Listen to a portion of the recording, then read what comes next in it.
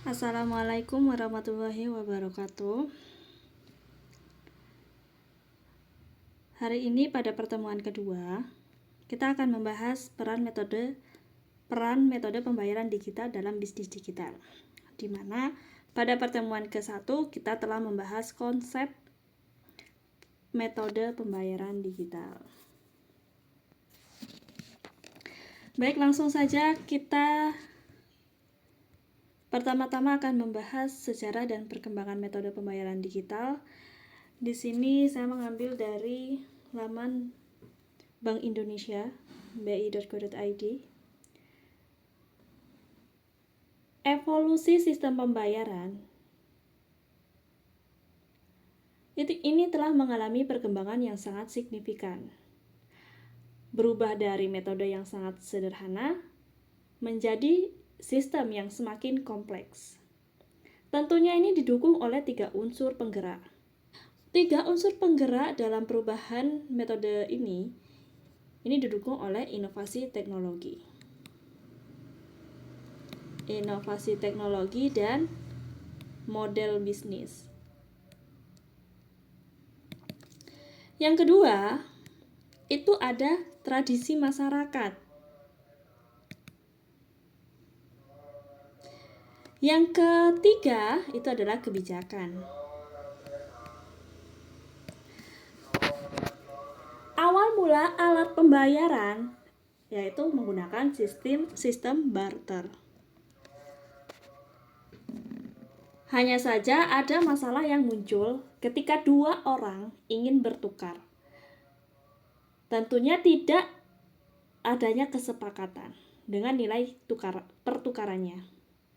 Salah satu pihak tidak terlalu membutuhkan barang yang akan ditukar. Untuk mengatasi hal tersebut, manusia mengembangkan uang komoditas. Komoditas ini adalah barang dasar yang hampir dibutuhkan oleh semua orang, seperti tembakau, biji-bijian, teh, dan sebagainya.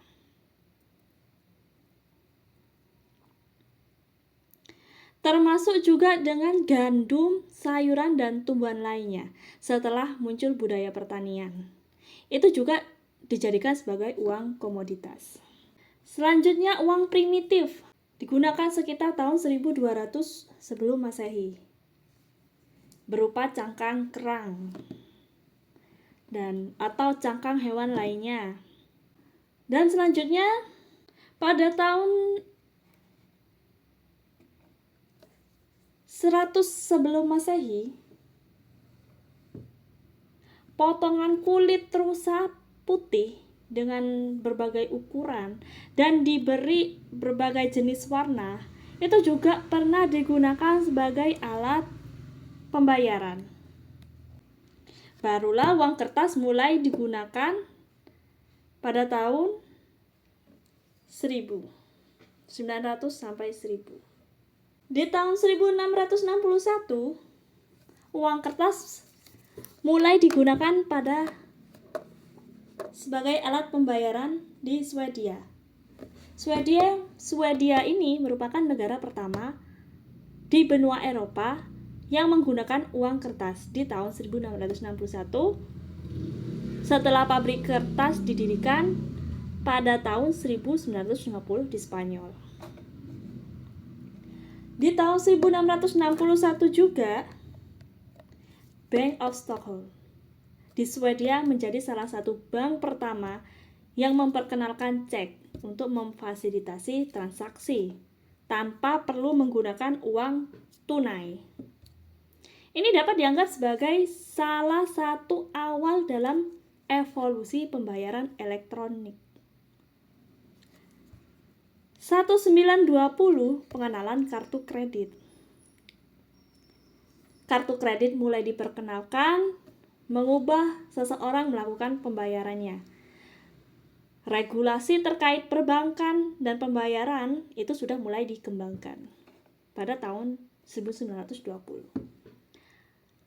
1960 ATM, automated teller mesin ATM pertama kali diperkenalkan, memungkinkan pengguna menarik uang tunai dan melakukan beberapa transaksi perbankan. Selanjutnya pada tahun 1981,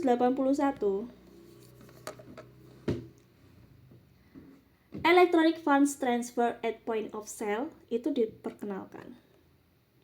Sistem pembayaran yang digunakan untuk memfasilitasi pembayaran elektronik langsung dari rekening bank pengguna ketika mereka melakukan pembelian di tempat penjualan, point of sale, seperti toko, restoran, atau pusat perbelanjaan. Dengan mesin EFT POS ini, pengguna dapat membayar barang atau jasa dengan menggunakan kartu debit maupun kartu kredit mereka. Sistem ini memungkinkan pengguna untuk menggesek atau memasukkan kartu mereka ke mesin yang sudah terhubung dengan jaringan perbankan. Kemudian mereka barulah dapat mengotorisasi pembayaran dengan memasukkan PIN. Selanjutnya pada tahun 1999, adanya internet banking yang memungkinkan nasabah bank itu mengakses dan mengelola rekening mereka melalui internet. Di tahun tersebut juga adanya mobile banking dikembangkan, mulai berkembang. Di tahun 2008 ada contactless card.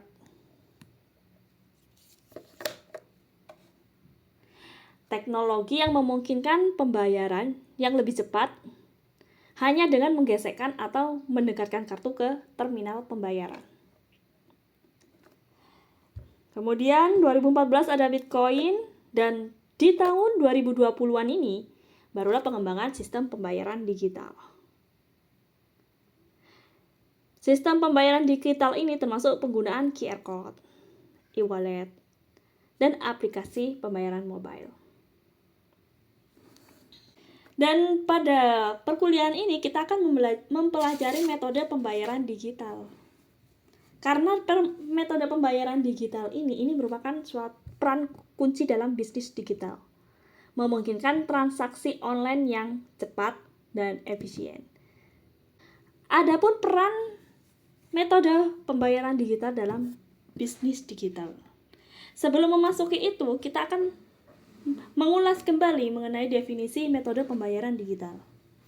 Metode pembayaran digital itu merupakan cara atau sistem pembayaran yang memanfaatkan teknologi digital seperti komputer, internet, dan perangkat seluler dalam melakukan transaksi keuangan, termasuk pembelian barang atau jasa, transfer dana, atau pembayaran tagihan tanpa menggunakan uang tunai. Itu yang disebut dengan metode pembayaran digital. Selanjutnya, peran metode pembayaran digital dalam bisnis digital. Yang pertama, ada fasilitator transaksi online. Menjual produk atau layanan mereka secara online. Mereka menyediakan saluran pembayaran yang mudah diakses oleh pelanggan, yang dapat membayar dengan cepat melalui internetnya. Pengurangan hambatan transaksi. Dengan metode pembayaran digital, pelanggan itu tidak perlu repot membawa uang tunai atau mengisi cek. Ini mengurangi hambatan transaksi dan meningkatkan kenyamanan pelanggan dalam berbisnis online. Kemudian yang ketiga ada keamanan transaksi. Di dalam metode pembayaran digital, pastinya sering dilengkapi dengan keamanan yang kuat, seperti enkripsi data, autentikasi 2 faktor, yang bisa melindungi transaksi dari ancaman keamanan. Yang keempat adalah pelacakan transaksi. Melacak transaksi dengan lebih baik. Ini membantu dalam analisis data dan pengambilan keputusan terkait dengan strategi penjualan dan pemasaran. Yang kelima, pengembangan bisnis digital. Pengembangan bisnis global. Bisnis digital dapat melayani pelanggan di seluruh dunia dengan metode pembayaran digital. Ini memungkinkan bisa mengekspansi global dengan lebih mudah. Yang keenam, itu ada pengelolaan langganan. Untuk bisnis model berlangganan digital, metode pembayaran digital memungkinkan penagihan otomatis untuk langganan bulanan atau tahunan.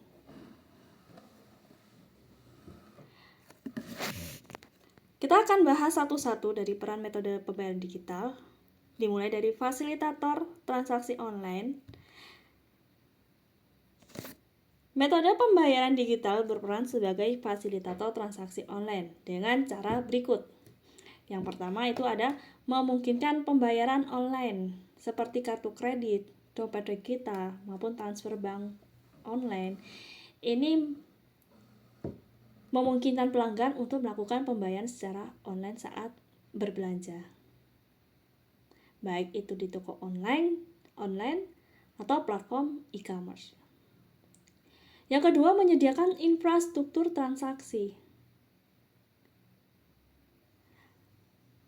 Dengan metode ini juga menyediakan infrastruktur yang diperlukan untuk menghubungkan bisnis digital dengan bank atau lembaga keuangan yang memproses pembayaran. Biasanya menyediakan application programming interface dan integrasi yang memungkinkan bisnis digital itu bisa untuk menerima dan mengelola pembayaran mereka. Sedangkan yang ketiga, meningkatkan konversi penjualan. Yang keempat, memfasilitasi penjualan produk digital. Metode pembayaran digital itu sangat penting dalam penjualan produk digital, seperti misalnya aplikasi, konten digital, langganan streaming. Nah, dengan adanya metode pembayaran digital, ini mempermudah mengunduh atau mengakses produk digital tersebut setelah pembayarannya selesai. Yang kelima ada pengelolaan transaksi. Memungkinkan bisnis digital untuk melacak dan mengelola transaksi dengan lebih baik. Mereka bisa melihat riwayat transaksi, mengirimkan konfirmasi pembayaran, dan juga mengelola pengembalian atau masalah transaksi jika diperlukan. Yang keenam ada ekspansi bisnis online. Metode pembayaran digital ini memungkinkan bisa bisnis digital untuk beroperasi secara global. Karena pelanggannya dari berbagai negara dapat menggunakan metode pembayaran digital. Seperti itu mengenai yang pertama, bahwasanya metode pembayaran digital itu sebagai fasilitator transaksi online. Yang kedua, itu ada pengurangan hambatan transaksi. Metode pembayaran digital itu bisa berkontribusi juga di dalam pengurangan hambatan transaksi. Yang pertama itu kemudahan penggunaan. Umumnya itu pembayaran ini itu lebih mudah dibandingkan dengan membawa uang tunai. Pelanggan hanya perlu mengakses aplikasi atau platform digital yang sesuai untuk melakukan pembayaran, yang biasanya melibatkan beberapa sentuhan atau klik pada perangkat seluler mereka. Tidak perlu membawa uang tunai.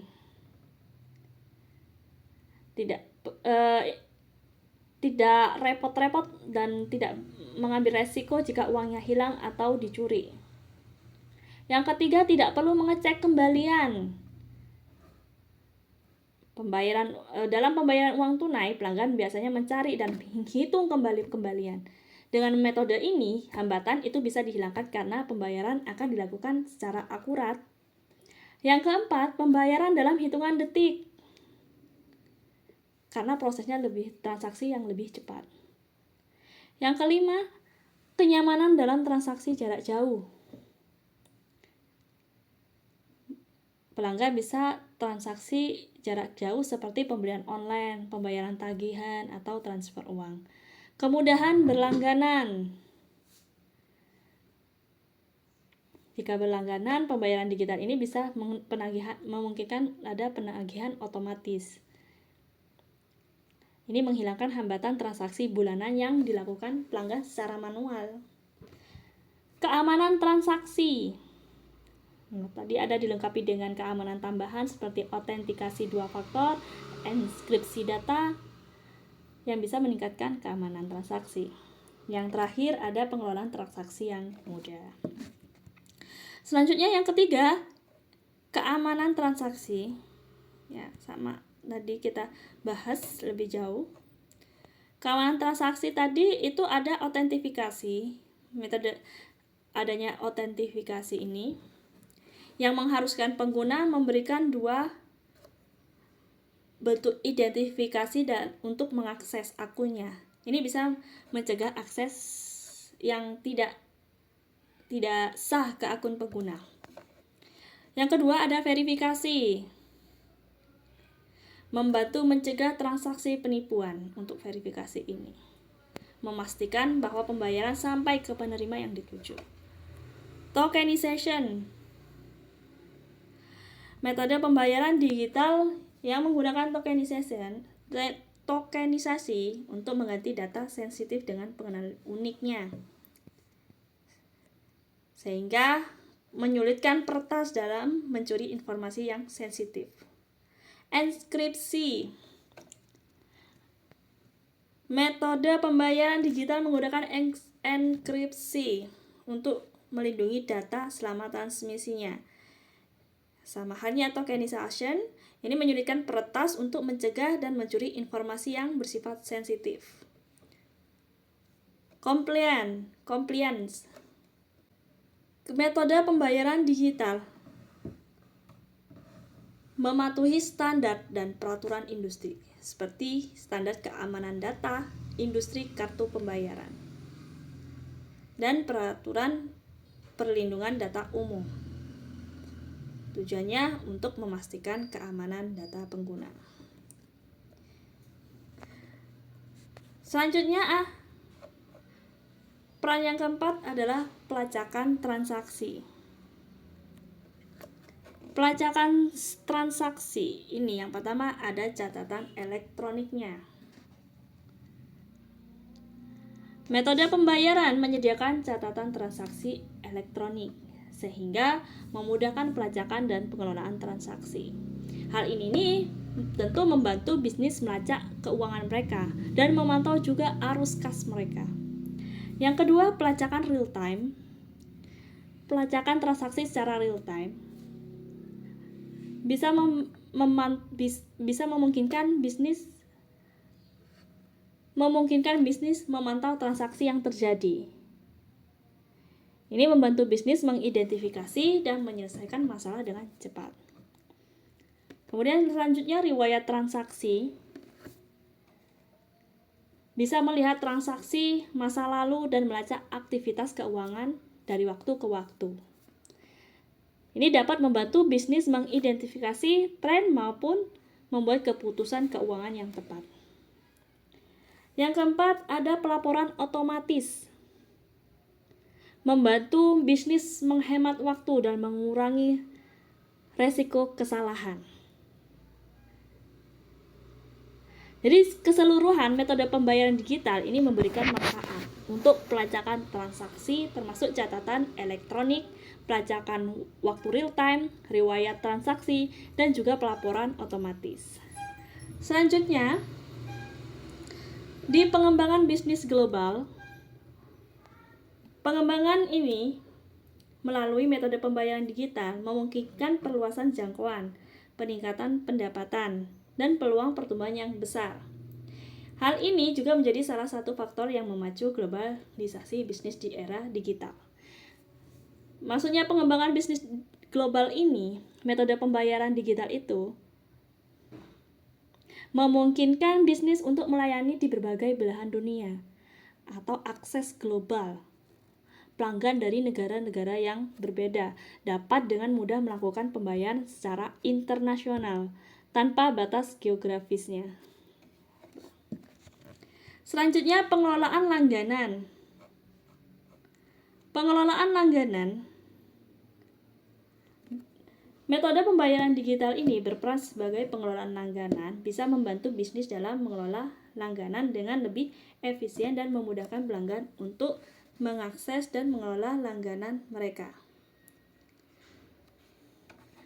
Misalnya, pembayaran otomatis.